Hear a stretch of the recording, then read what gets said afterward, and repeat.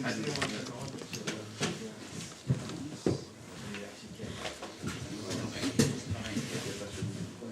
nanti di sini semua.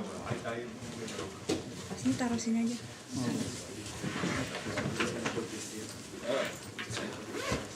Di sini memang harus di situ. Ini yang bertiga aja. Yang awal. Kan mau motong. Very good, and if you're interested, I could really three on what we have here. I'm not sure, otherwise I really pick the title.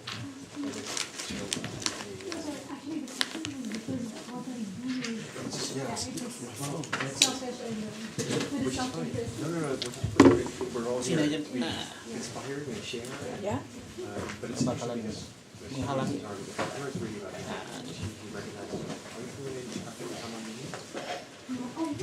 Yeah, basically she argues that as a government representation from everything, every culture, right? So it's representation. It's not, I want to create everybody, it all comes together once you come here, and people that feel, I am over there. It's ours. This slide. Yeah. You mean the title? Architecture that she discusses. Always is hybrid, so it's also Chinese. Yeah, this one. That's the other Bible. Yeah. And then they use it with Art Deco. Which one's Yeah. So I'm not sure if that's Oh, you Yeah. made it. I think more Oh, really? the experience. Put it together. And an experience of social fabricating together. So I think the experience is more important than but that was like the first opening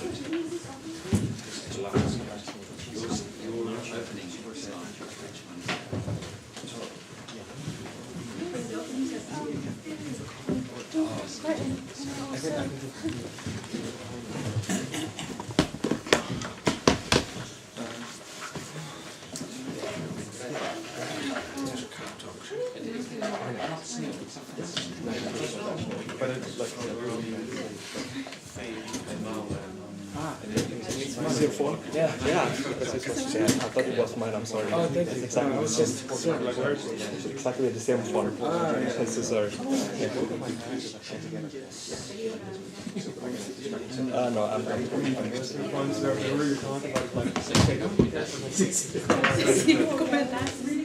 That's very important. No, that's what you said.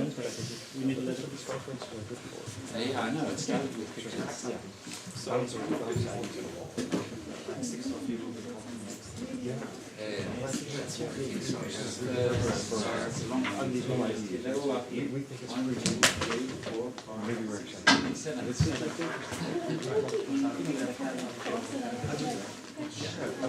And then we can sort of back and forth. Show you some of that work. 15 minutes for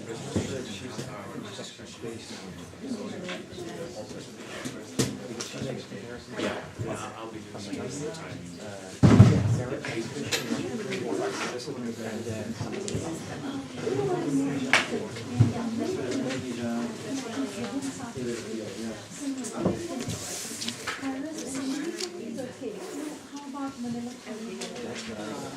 That's it. This is basically one step.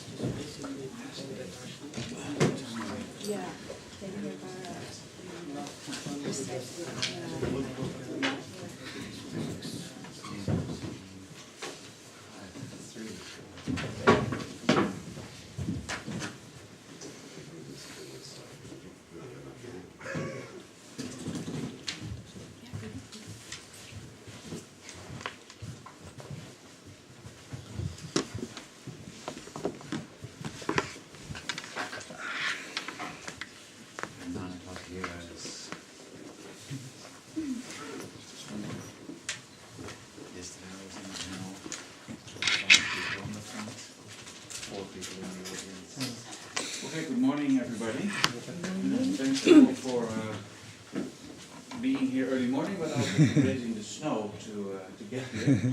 I'm still kind of recovering a little bit.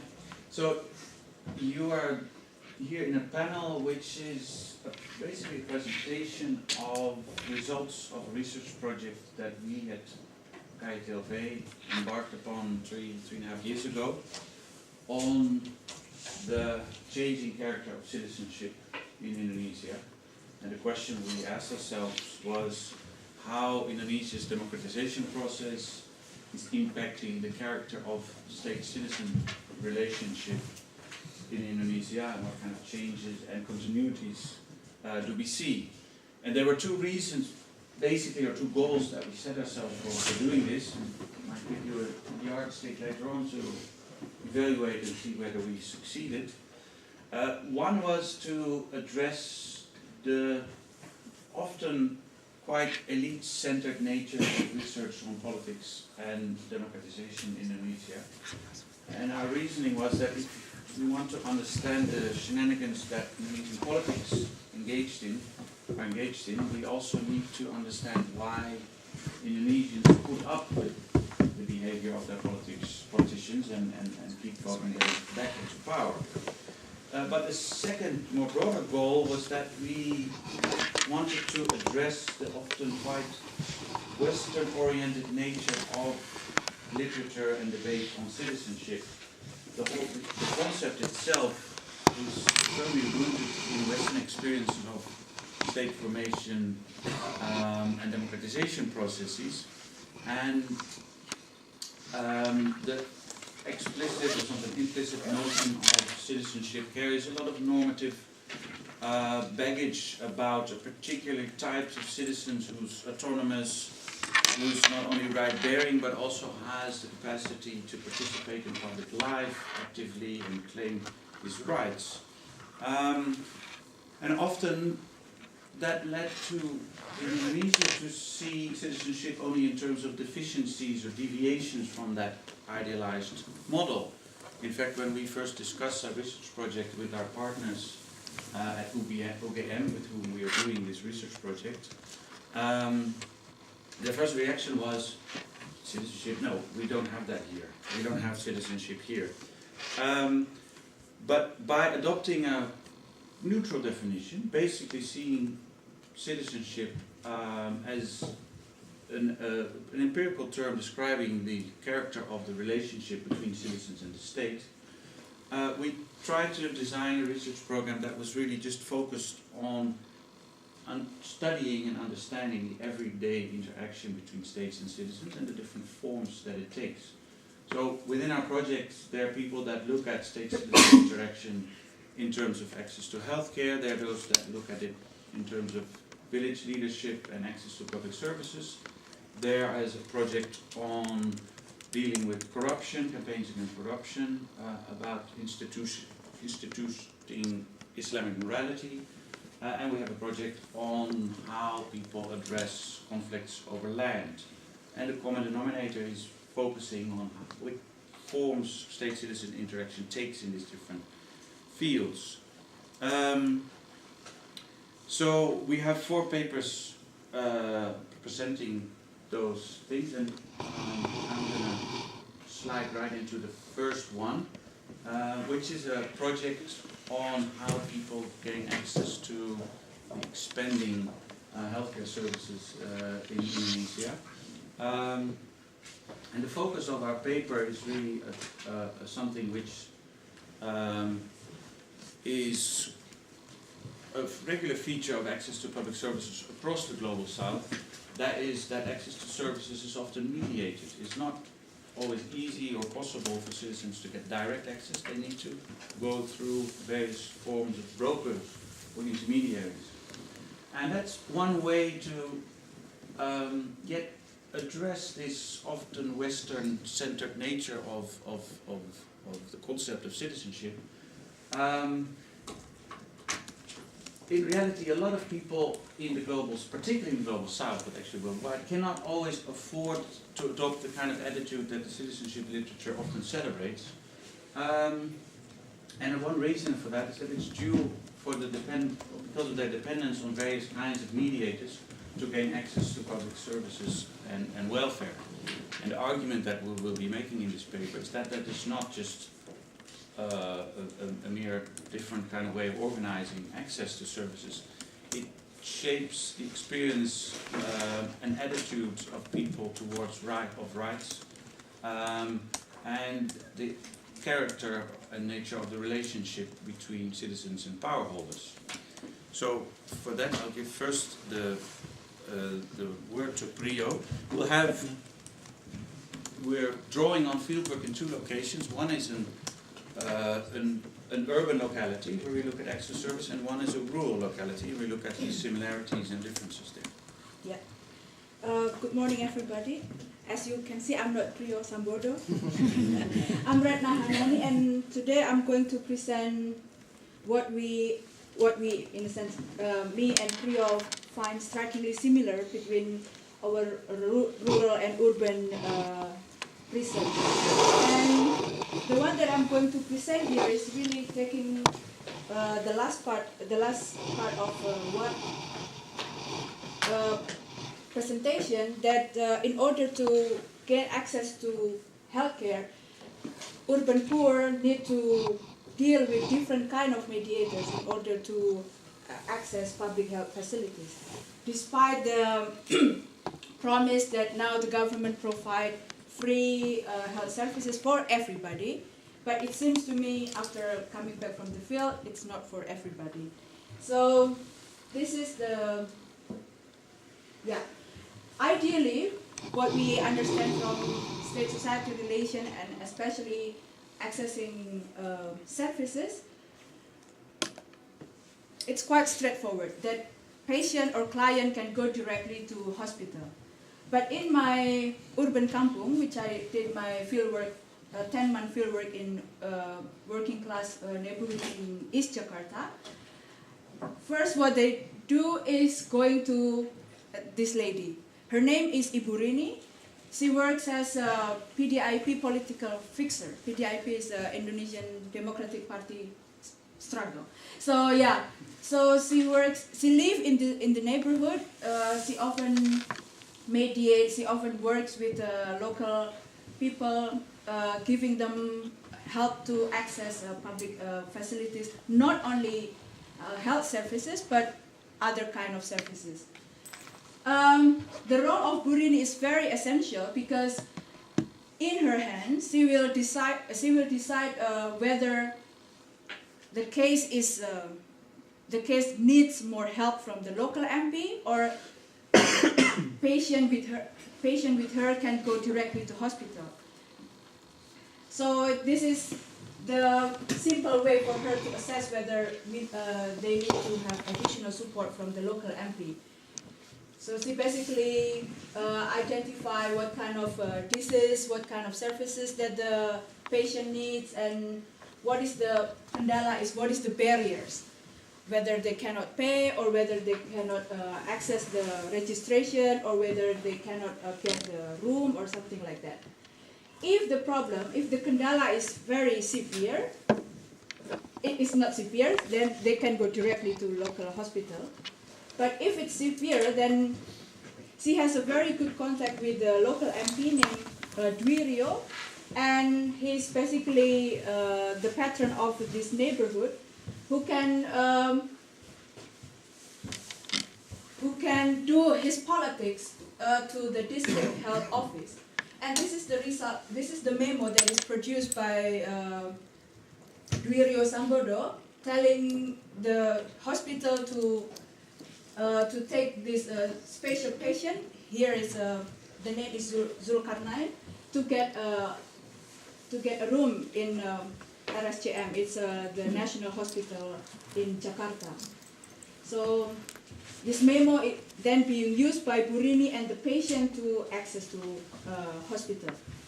And I think now I have to hand over to Prio to describe what he found in the rural area. Yeah, similarly, as already explained by Ward, we did this research in two contexts, and the other one in urban and then this one in rural. So the same, many of the villagers, especially the poorer one, they don't really want to go straight to the hospital because they really don't have a clue basically on what they should do. So basically what they do is they go through the PKK Kader. It's a community activists that are administering many government policy at the community level. This picture is the ladies. Usually, I think 99% of these mediators are actually ladies who work as a community activist.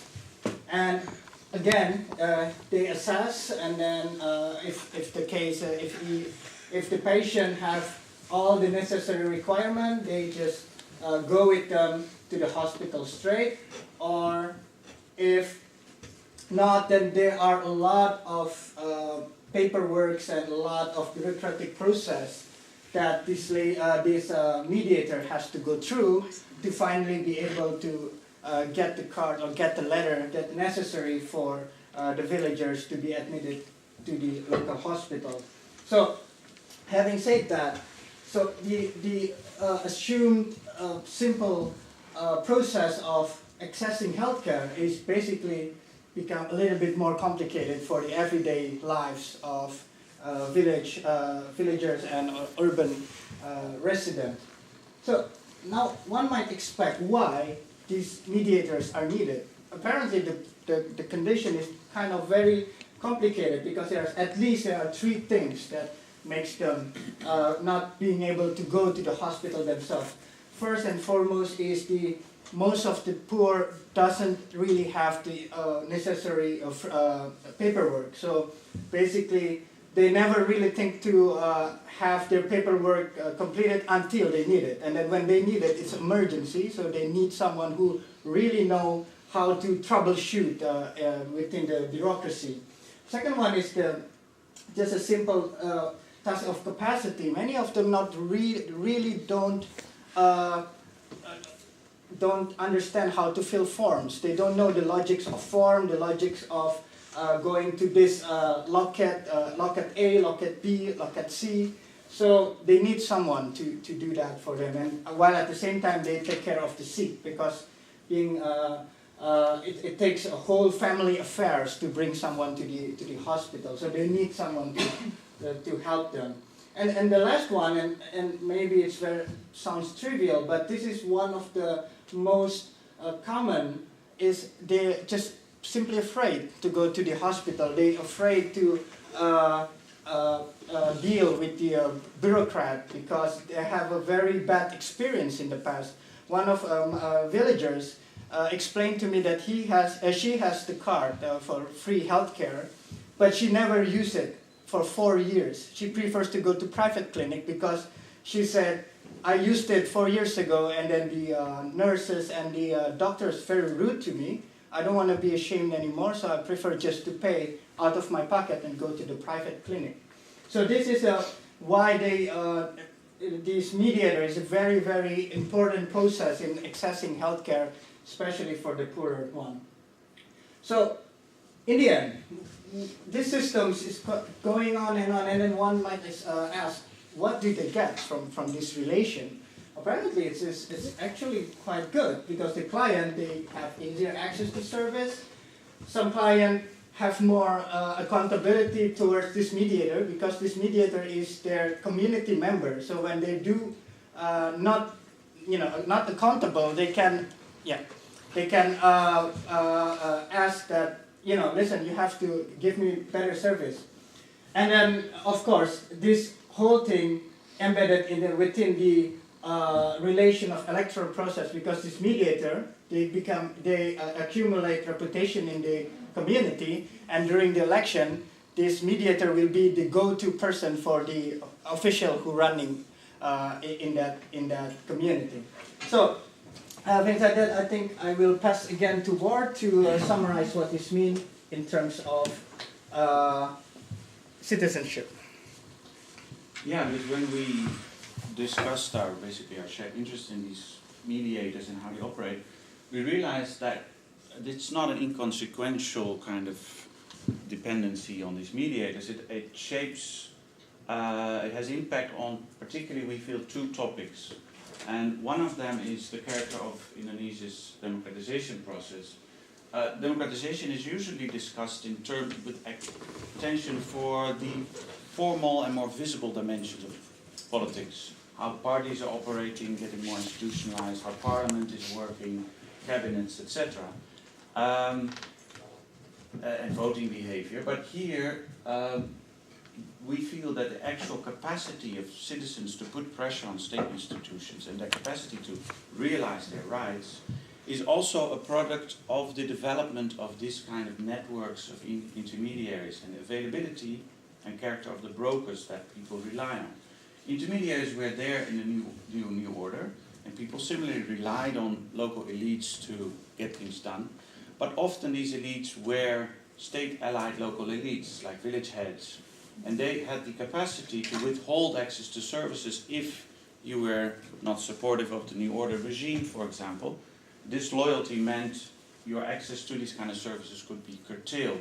Now, a part of Indonesia's democratization process is that the availability of brokers is widening, and we saw it particularly in Retna's urban locality, where we do not only have these state-allied brokers like FT-RW heads, but as well we see new types of brokers allied to political parties. And with that, you get brokers whose status and influence is not just based on their official position, but actually on their capacity to get things done. And on itself, that's good news. That's a, you might say, a subterranean dimension of Indonesia's democratization process that's actually enabling citizens to put more pressure on the state. Now, the second dimension or topic where we feel it's important to think about this mediation is really the character, experience and articulation of rights in the light of this dependency on mediators. What mediators not only do is help people realize their rights, in the process we change what a right is and how it's experienced, because as Priyo pointed out, brokers have an inherent interest in the nature of their game that they're involved in to transform rights from an entitlement into being a favor that they grant to their clients. It's something they do for others, and they expect that after having performed that favor, you should return the favor by, for example, voting for their candidate or supporting them in whichever way. So in that sense, the evolution of citizenship in Indonesia is not just a story of evolution of policy and rights that outline citizenship rights, but it's a story of the evolution of brokerage networks, and particularly also the kind of interpersonal solidarity and norms of reciprocity that shape the capacity of people to get things done. And in that sense,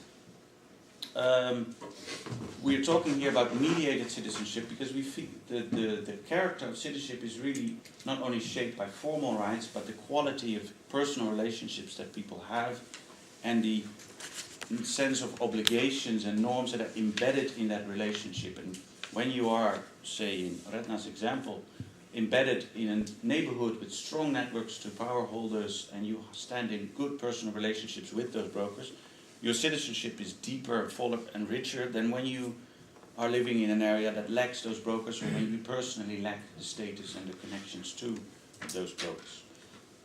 That was the first presentation. We're going to do it like this. We'll have 4 presentations in a row of hopefully 15 minutes. I didn't follow that completely myself.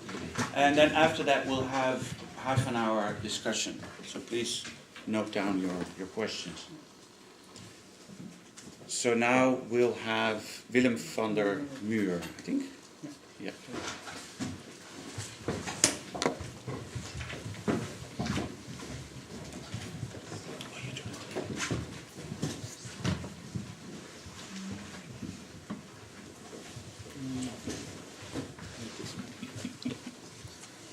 So good morning, everyone.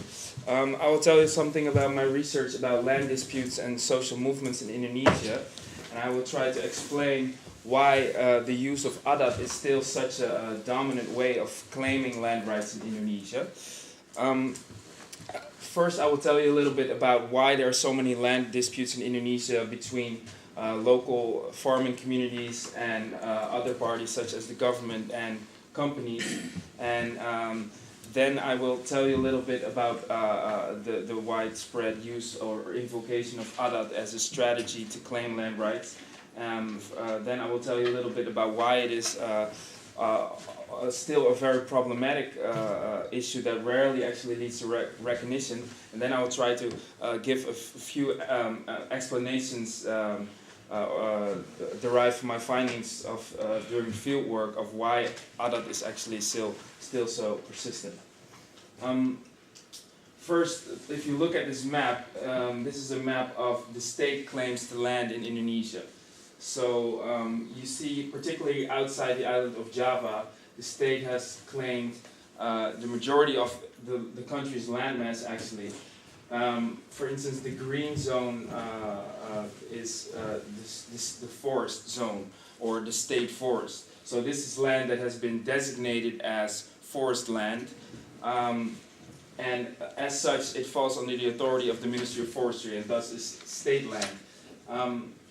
And you see that certain areas, for instance in Papua or in Kalimantan, these are really huge areas, and in reality, many of these areas are not even forested. They're not even covered with trees anymore. This is also administered by the state, but still it remains part of this forest zone. And the blue zone is plantation concession land. So you can imagine that this leads to many problems, given that all of these islands are inhabited by millions of people. There are approximately 40 million people living in the state forest today. So this leads to many issues. And if you look at this map, for instance, this is a map of the province of Central Kalimantan on the island of Borneo. This province is about half of the size of Germany.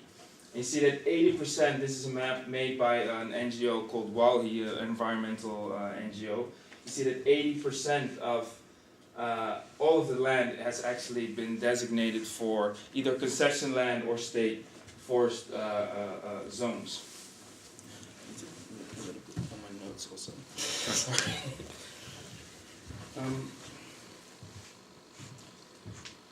Yeah, since the fall of Suharto, since the start of the Reformation era, land disputes have come to the surface. So in many parts of the country, people have started to claim their rights. People have become more vocal to claim that many of these states claimed zones are actually the people's land.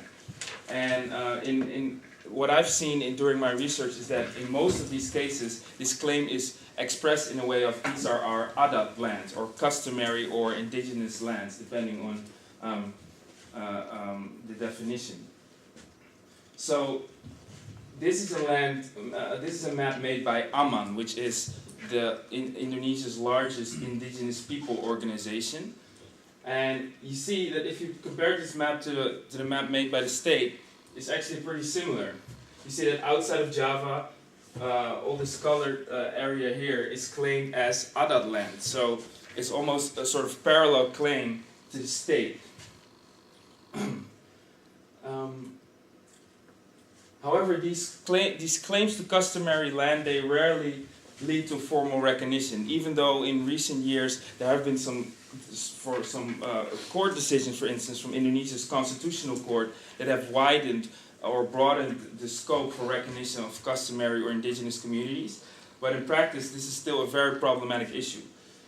First, Indonesian law does recognize adat communities and adat community land rights, but it has strict legal conditions for legal recognition of an adat community. For instance, the forestry law provides that a community should still have a legal body and laws that are still abided by the community. They should still have a fixed territory, and they should still go into their territory or their forest and depend on it for their livelihood.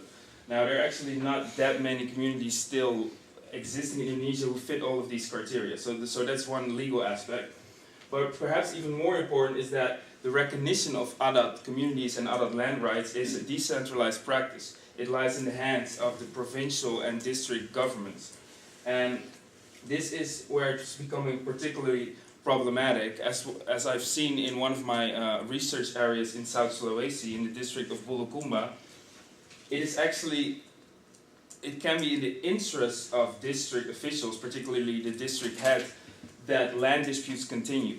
So what I've seen is that a district head, for instance, uses its bargaining position between a plantation company and a local community to maintain its authority. So in this case, for instance, the community would claim to the Bupati that, oh, we have this plantation land belonging to the companies actually are other land rights. Then the Bupati would say, okay, you can give me your claims, I will talk to the company, and at a later point in time he would dismiss these claims. So it's like a sort of theater of negotiation that continues without a real resolution. So this decentralized practice of recognition is problematic, particularly because of the political and economic interests of these governments. And related to this, there's the rights of third parties. For instance, plantation or mining companies, when they already have a permit or a concession that is enforced, it's very hard to at the same time recognize other land rights to these lands. And then fourth is that these communities are not like the perfect harmonious entities. They also have diverging interests. In one of my other fieldwork locations in Sinjai, which is also in South Sulawesi, there were entire villages who claimed to be indigenous communities. But what I saw is that not everyone within this community actually agreed with this claim. For instance, the village head, who is a government official, he would say, well, I don't agree with this audit claim. In fact, there no longer is any audit institutions in our village, and there's no one who still has audit practices or rituals. And well, this is actually, it can be explained by the fact that this village head is depending on the government, so he has different interests. So this further complicates the use of adat in land disputes. So a question that came up to me is then, why is it still such a dominant discourse in land disputes, and why does it continue to be used nationwide? And there are a few explanations, of which I will give a few right now. First, and this might seem very logical one, is because adat rights still widely exist. But this is a very important one, and it also depends on your definition of what is adat. If you see it as a customary tenor or an informal land administration system that is maybe not recognized formally by the state, but it is recognized by the community, this doesn't have to be communal, it could be individual land rights, then in that sense, adat rights or land rights are still in place everywhere. So this is a picture from Mesuji, which is a district in Lampung on the island of Sumatra. Here we see such a parallel or an informal land tenure system. These are houses built on concession land. This is a forest concession that has been abandoned by the company. It's never been used for the last 20 years. And in the last 20 years, people from the other islands, from Java and Bali, have migrated to this place and started living there, started farming there. So in that sense, you could call their land rights adat rights, even though they have not lived there for generations and they're basically migrants. But this is, depending on your perception, these are still informal land tenure systems. Two, and that is more, it goes more into the cultural perception of adat, is that adat is still a sort of legitimate discourse which has connotations of romanticism, authenticity, and a sort of exotic image that makes it a sort of easy way to claim, also because it's a sort of indirect contestation to the state. It's not directly saying what you claim as a state is wrong. No, it's more subtle and more, it's less confrontational. So here we see a few images of a community from Bulukumba, South Sulawesi. This is actually one of the few communities that has successfully been recognized through a local district bylaw. But what you see in this picture here on the left is, on the left we see the governor of South Sulawesi, and next to him is the former Bupati of Bulukumba, and the man on the right is the former village head of the community. And you see that these government officials, they are very sort of proud to dress up in the community's clothing, and actually, as long as it doesn't really interfere with their economic and political interests, they are actually, it serves as a sort of a promotion for their region also. And here you see that some of the community leaders were invited to join a meeting at the district government. So people really like it that they're still wearing these traditional clothes. So it has this connotation of this authenticness, and through that it is still a very legitimate discourse. Third, this is also a very important reason, is the role of mediators and a lack of other repertoires of claims. In most of the cases that I encountered during my fieldwork where an Adat community is involved in a dispute claiming their rights, they only started to frame themselves as an indigenous Adat community after they became involved in this land dispute. So, for instance, there's Aman, the biggest indigenous people organization. They have thousands of members. Each member is a community throughout the country. In South Sulawesi, where I did my research, each of these communities only became a member of Aman after they became involved in a dispute over mining or in a dispute with the forest district officials. So there's a direct link between those land disputes and framing yourself as being an indigenous community. And this is one interesting example from Sinjai. You see here, this is a court session. This man named Bakhtiar, around 2 years ago, he was arrested. Yeah, he was arrested for cutting trees in the state forest. However, he thinks that the land in which he cut the trees is his own land, according to his customary tenor. And he cut the trees that he cut. He planted them himself. So he thought it was outrageous that the state was claiming his land. However, you could see him as a sort of a modern farmer. He lives in a house made of stone. He's different than the community you just saw in the previous slides. When he was brought to court criminally charged with illegal logging, his legal defense was basically, I'm part of this indigenous community, and on the basis of that, I have rights to the land. And I thought this is strange because you're not legally recognized as such. So how are you going to win this case? And when I asked him and people around him, why did you use this defense? He said, well, Aman came to us, they offered us a lawyer, we didn't have the money for any other legal representation, so we said, yes, we'll take the lawyer and we'll use the strategy because we basically lack other resources. So this is the role of these mediators is definitely very important. But, what I tried to show you in this presentation is the problems remain, the land disputes remain unresolved. And therefore, I think we should move forward to a more inclusive system of recognition where you don't necessarily need to prove that you're an exotic sort of group, but your occupation of the land, for instance, of a number of years should be enough for recognition. Now, Indonesian legislation is moving forward with such, with a more broader scope of recognition.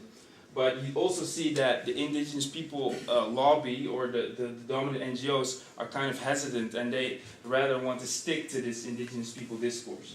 So to come to a conclusion, we are moving towards a more inclusive system, but there's still a long way ahead. Thank you.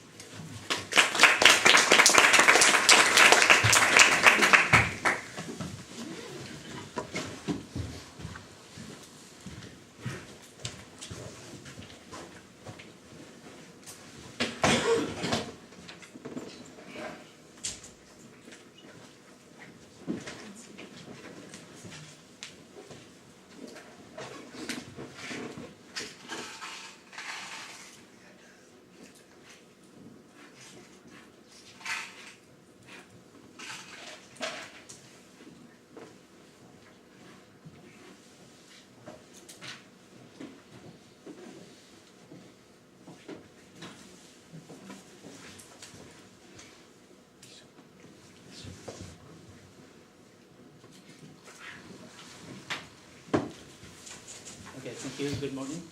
I will have my presentation on digital citizenship. So before talking about media and citizenship, mediator and citizen, this is kind of media also, like social media has a play role in the act of citizenship that I call it in this presentation.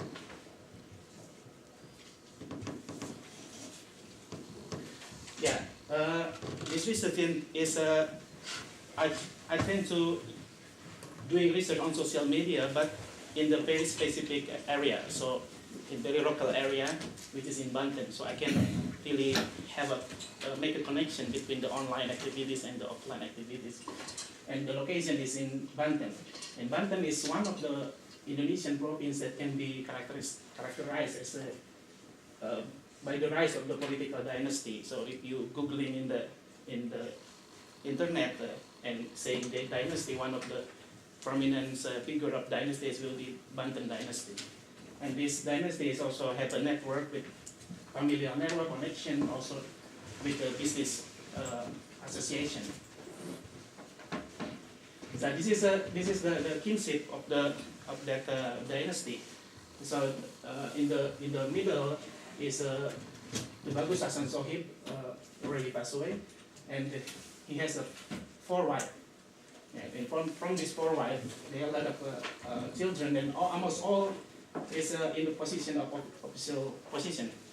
So, for example, like Ratwato is one of the popular one. He is the ex-governor of Banten and is already in jail. So I put like bar like that. And this Ratu Lir is also is already in jail. And Hairul Wawan also in jail. Wawan play a role as somebody behind the scene, replacing his father. So he's a businessman, but actually he the one who control all the business and all these government things. And this year's Andika, now is legislative member, national legislative member. He also running for the governor candidate, and in competition with Hairul Jaman, which is his uncle. And now it's very lively in internet how they can compete with each other. So this is just an example of dynasty corruption, and the biggest one is this one. So I will come back to that one. This is the social assistant discrimination grant. So basically they use social assistant grant before the election, and as a part of this campaign for election, they use that money. So how citizens in that situation? And I said in two words that money or message. So there is less space of participation for citizens to criticize or to have a public opinion, and only few of activists, journalists, and scholars that try to speak up and criticize, mostly by writing on newspaper, local newspaper. But then they always have these 2 options. They will give you money or choose money or golok, or something like, what do you want? And then to stop the criticizing. And most of these scholars they are always writing about corruption, about this dynasty corruption. Even the word dynasty is in the beginning is not really popular.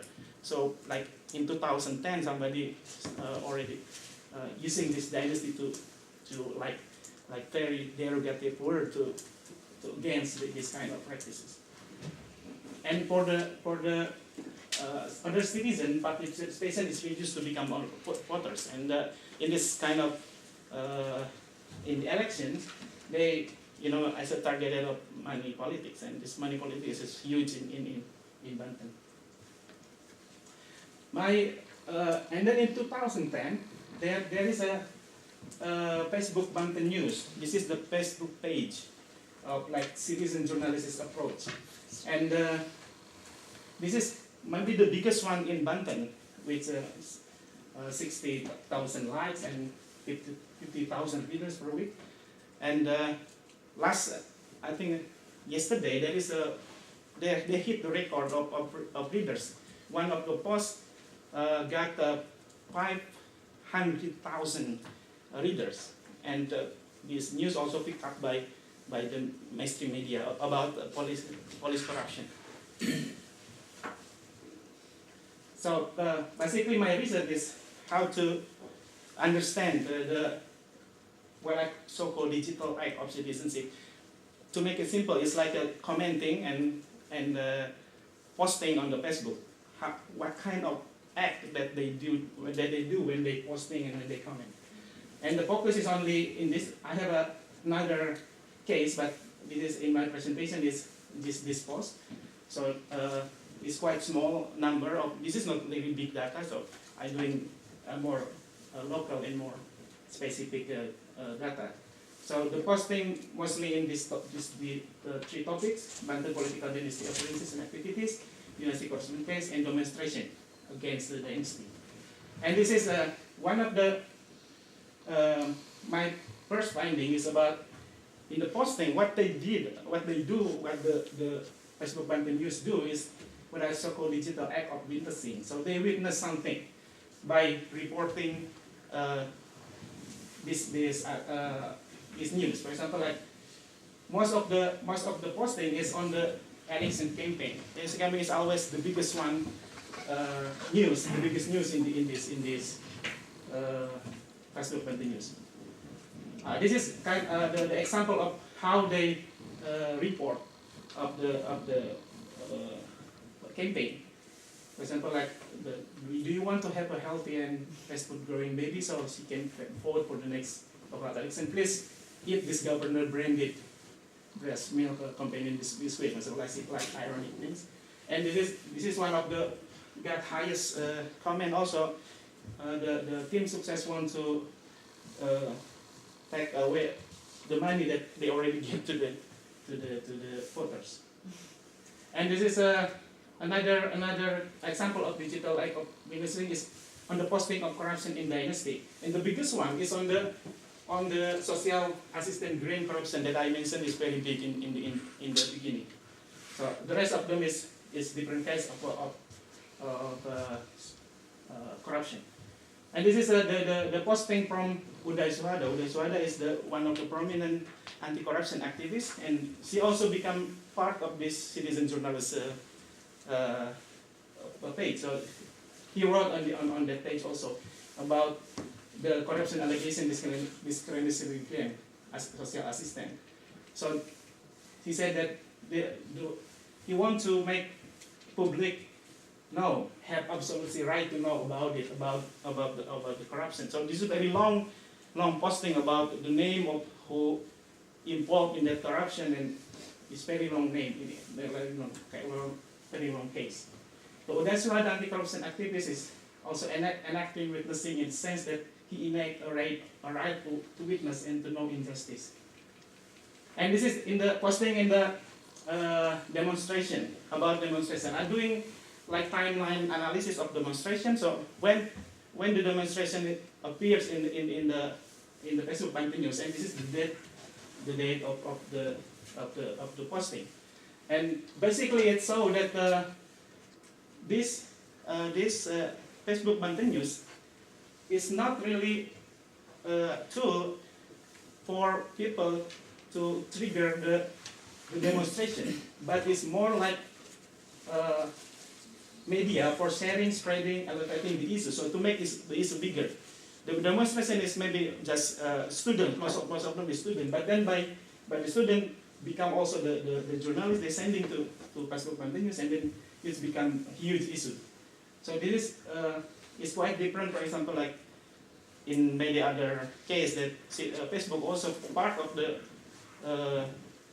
attempt to consolidate people to do demonstration, but not in this case.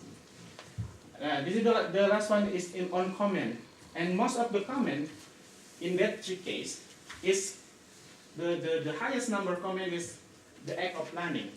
So using very harsh word, vitriolic word to the Dynasty. You can see there's a lot of different kind of act, but I will only focus on the highest one. And there is also calling citizens to action. For example, like if there is a news about corruption, then people, let's go do something, and then maybe let's take an action sometime, but not really specific what kind of action is it.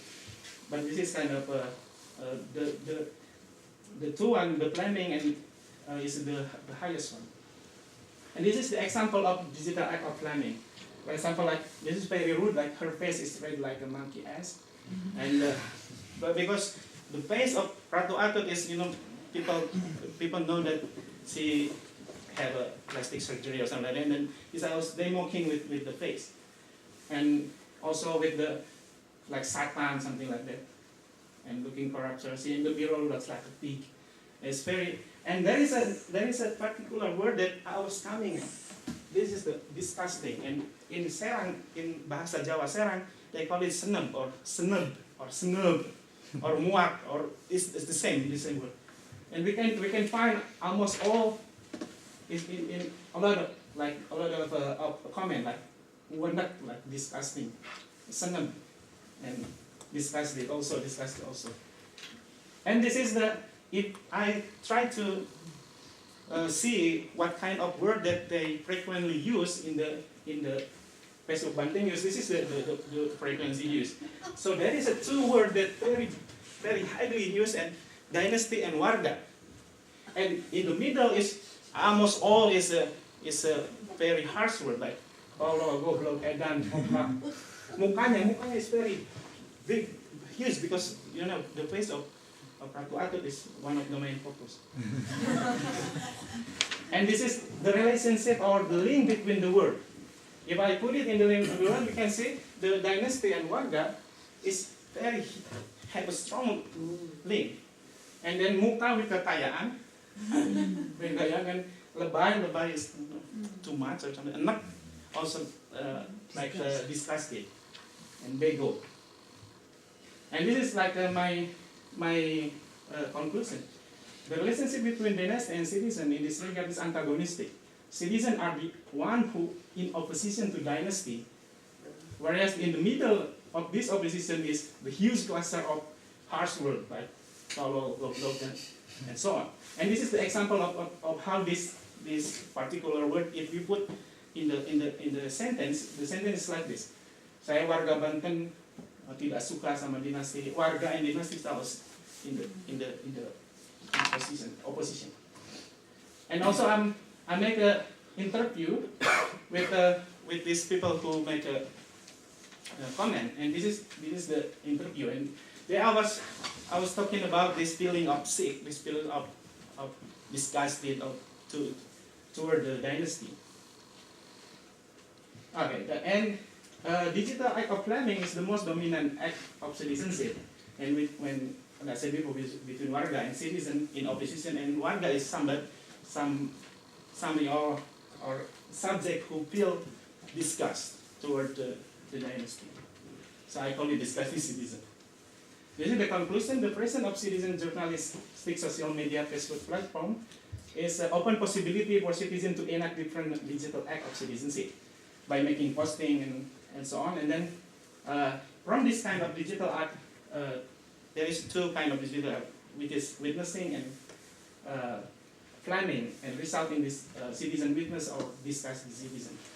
However, in reversing of corruption, this kind of digital act citizenship is intensified, vitalized, and sustained against the public, but not really related directly to the political change. For example, that the dynasty is still there, and maybe they're a little bit weakened, but still there, and then continuing to try to gain official position. But in this depending on the context, this effective expression have potential to create feeling of solidarity and community. So Facebook Banten has huge community network. They can use also to become a kind of working of giving aid to people who feels who sick or poor people. So they also frame their news by reporting. For example, there is a lot of poor people or patients who need help because of the corruption, and then this reader, they will get together to help this patient. I think that's all my presentation. Thank you.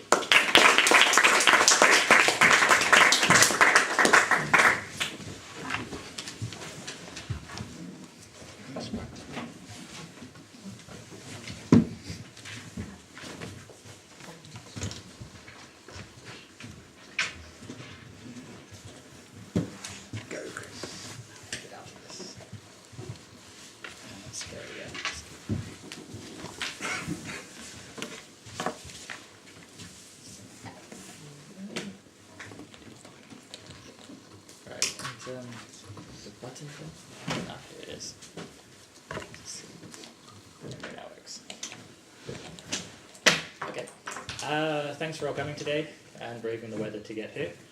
To continue on the theme of citizenship, we have more of a kind of thought piece on how to conceptualize Islam and its relation to Indonesian citizenship in the state to conclude this panel. Now, the role of Islam in Indonesia and in the formation of the Indonesian state is pretty important, if not sometimes controversial. From the first mass mobilization that you got under Serikat Islam during the 1920s, up until the formation of Masyumi during the 1950s. However, on this one we're going to focus from the Suharto era onwards.